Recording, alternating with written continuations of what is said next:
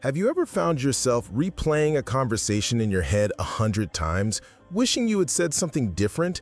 Do you ever lie awake at night, not because of noise outside, but because your own thoughts won't stop talking? Have you noticed how the more you try to control everything, the more anxious and stuck you feel? If that's you, you're not alone. In fact, in our world of constant notifications, endless choices, and information overload, overthinking has become almost a default setting. But here's the truth. Your mind is supposed to serve you, not rule you.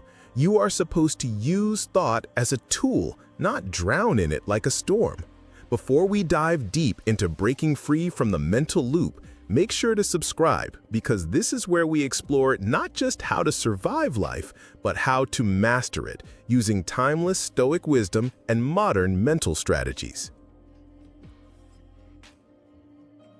1. Why we overthink.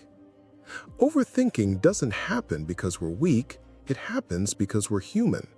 The brain, in its ancient wisdom, evolved to scan for danger, to solve problems, and to predict outcomes. Long before we had cities, screens, and endless decisions to make, this mental vigilance was a survival tool. Our ancestors lived in a world where the rustle in the grass might be a predator, where the wrong step could mean starvation. In such a world, replaying mistakes wasn't obsessive, it was intelligent. If you remembered the spot where you encountered danger, you could avoid it next time. But now, in the modern world, the threats have changed, yet the mental machinery remains. Instead of lions, we fear deadlines. Instead of famine, we fear judgment. And so the same survival system that once saved us now becomes a prison, one where our own thoughts are the bars. We overthink because we want certainty, because we crave the illusion of control over life's chaos. We replay mistakes endlessly, as if the sheer act of mental repetition could somehow rewrite the past. We analyze every possible future as though perfect preparation could eliminate pain. But the cruel irony is this: the more we try to think our way into safety, the more unsafe we feel. Each scenario we imagine opens the door to another what if, and soon we are drowning in possibilities. It's like trying to reach the shore by swimming in circles. The very act of overthinking gives our fears oxygen, and in feeding them, we keep them alive. Stoic philosophy teaches that much of life is outside our control, and yet we live as though enough thinking could bend the universe to our will. Overthinking is often nothing more than the refusal to accept this truth. Marcus Aurelius wrote, "You have power over your mind, not outside events." But most of our mental energy is spent wrestling with things beyond our influence: how others perceive us, whether life will be fair, whether outcomes will match our desires. We try to control the uncontrollable with the only tool we have, our thoughts. And so we think harder, longer, faster, never realizing that the mind was meant to observe reality, not dominate it. Freedom from overthinking begins with the radical acceptance that the world is not ours to micromanage, and that peace is found not in endless mental calculation, but in surrendering to what is. 2. Rewiring the mental loop. Overthinking is like a mental treadmill. You're running, but going nowhere. Your heart races, your energy drains, but the scenery never changes. The first step to rewiring this exhausting loop is awareness. You cannot change a pattern you cannot see, so you start by noticing the shape of your thoughts, when they spiral, what triggers them, and the story your mind is telling in those moments. Is it a story of fear? A story of shame? A story of needing to be perfect? Often, overthinking hides a core belief such as, if I prepare enough, I can avoid all failure, or if I figure out every angle, I can make everyone happy. Awareness lets you see these beliefs for what they are, illusions dressed as wisdom. Next, you must interrupt the loop. This is where small, physical actions can become powerful tools. Change your posture, unclench your jaw, take a deep, deliberate breath. These acts may seem trivial, but they signal to the brain that a state shift is happening.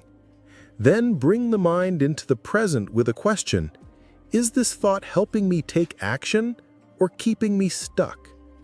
This is not about judgment, it's about clarity. You're not trying to banish the thought, only to see if it serves you. This simple question works like a reset button, cutting the thread of rumination before it tightens around you. With practice, you can train your mind to shift from analysis to action. The Stoics believed thought should serve as preparation, not punishment.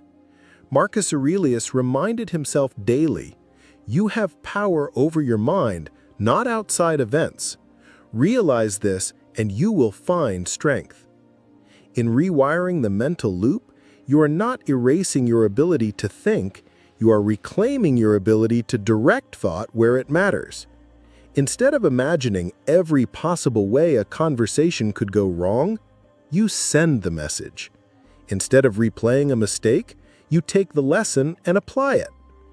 Over time, you begin to trust yourself enough to act without having every outcome mapped. The loop loses its grip not because you've silenced every anxious thought, but because you've taught your mind that life is lived in movement, not in endless rehearsal. 3. Letting go of control. Most overthinking is control in disguise. We replay the past because we wish to rewrite it. We overplan the future because we want to guarantee it. We analyze conversations long after they've ended because we want to reshape how we were perceived. But the Stoics remind us the past is already sealed, the future is a shadow, and the present moment is the only place where our hands can touch reality. The mind resists this truth because it feels like a loss. If we cannot change what was or ensure what will be, then what power do we have? The answer is both humbling and liberating. We have power over ourselves, over our thoughts, our choices, our actions. Everything else is not ours to command. Letting go of control does not mean becoming passive or apathetic. It means understanding the limits of your influence and refusing to burn energy outside those borders. You can control your effort, your attitude, your decisions, but not the outcome. And when you release the outcome, you release the mental weight that has been crushing you. Epictetus taught, "Some things are in our control and others not." It sounds simple, but in practice it demands courage. It requires that you trust yourself to respond to life as it unfolds, rather than forcing life into the shape you imagined. It asks you to walk into uncertainty without the armor of over-preparation, knowing that uncertainty is not your enemy, it is the very fabric of living. The paradox is this: the less you try to control the uncontrollable, the more control you feel over your own life. When you no longer cling to every possible future, you find yourself able to fully inhabit the present. When you stop wrestling the past, you have the strength to shape your current actions. And in that shift, overthinking begins to dissolve. You realize you don't need to solve life in advance. You only need to meet it as it comes. This is the essence of Stoic freedom. Not mastery over the world, but mastery over the self, which is the only mastery worth having. 4. Trusting the process. When you plant a seed, you don't dig it up every day to see if it's growing. You trust the process. But with our goals, dreams, and relationships, we often do the opposite. We overanalyze, overcheck, and overmonitor because we fear things won't work out. We prod and poke at our own progress until we exhaust ourselves, forgetting that growth is not a spectacle to be micromanaged, but a natural unfolding that thrives in patience. The irony is that our constant checking often disrupts the very conditions needed for growth, whether that's the stillness required for clarity or the space required for a bond to deepen. Trusting the process means believing that consistent effort, patience, and adaptability will carry you forward, even if you can't see results right away. The Stoics call this focusing on your inner work, doing what is right regardless of immediate reward. You water the plant not because it blooms instantly, but because you know it will eventually. You keep showing up at the gym, at your desk, in your relationships, not because you see daily transformations, but because you understand that greatness is built grain by grain, brick by brick. This kind of trust is not passive, it's an active, deliberate decision to remain committed when every instinct screams for immediate proof. Marcus Aurelius wrote, "Never let the future disturb you. You will meet it, if you have to, with the same weapons of reason which today arm you against the present." In other words, your task is to keep working, keep aligning yourself with your values, and let time reveal the outcome. The seed doesn't need your constant worry, it needs your steady care. You cannot rush the sunrise, nor can you force the tide to turn. What you can do is prepare yourself to meet what comes, knowing that you've done your part faithfully. When you trust the process, you free yourself from the anxiety of constant evaluation. You move with purpose instead of paralyzing yourself with doubt. You stop obsessing over whether you're there yet and start realizing that the journey itself is where transformation happens.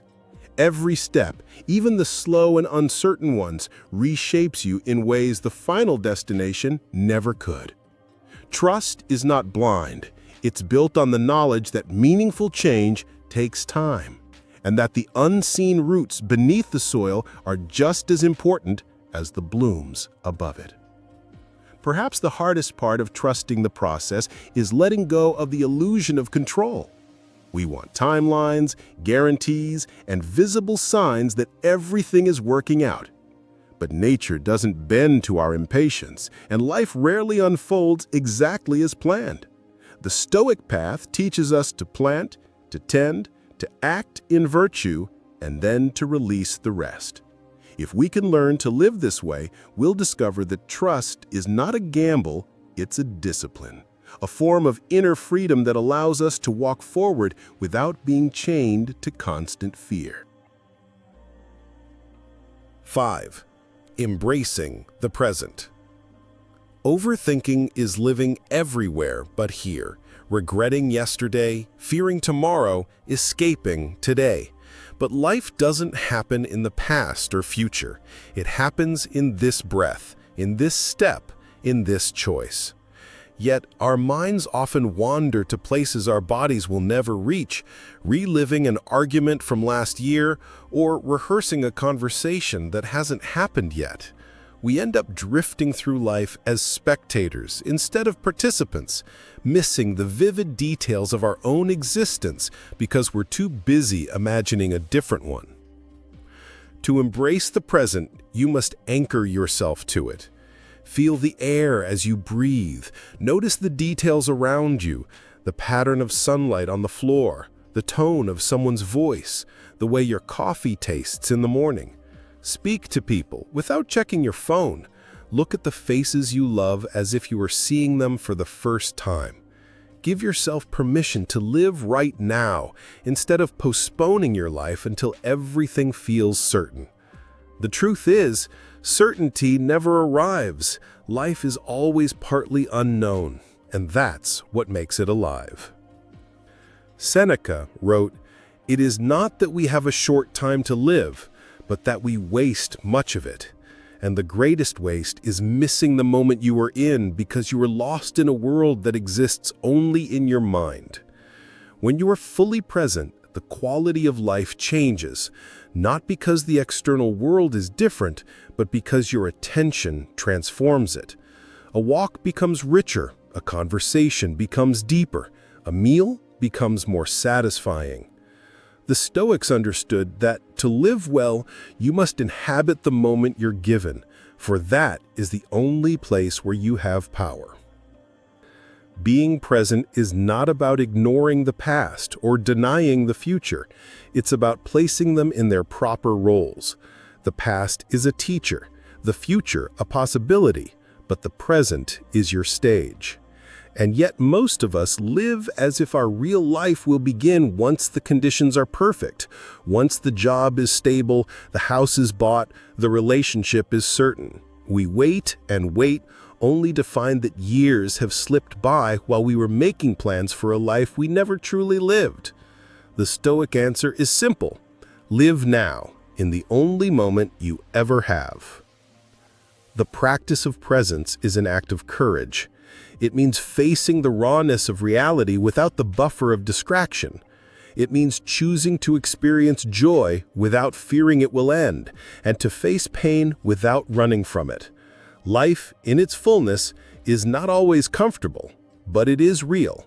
And if we can meet each moment fully, without trying to fast forward through it, we will discover that presence is not just a practice, it's the very essence of freedom. Overthinking may feel like a habit you can't break, but remember, habits are learned and they can be unlearned.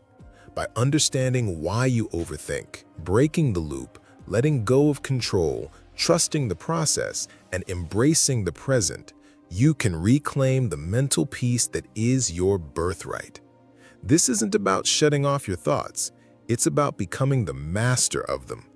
The quieter your mind, the louder your life becomes. So, if you're ready to stop living in your head and start living in the world, remember, your mind is your greatest ally, but only when you lead it. And if this message spoke to you, subscribe, because your journey to freedom, clarity, and strength has only just begun.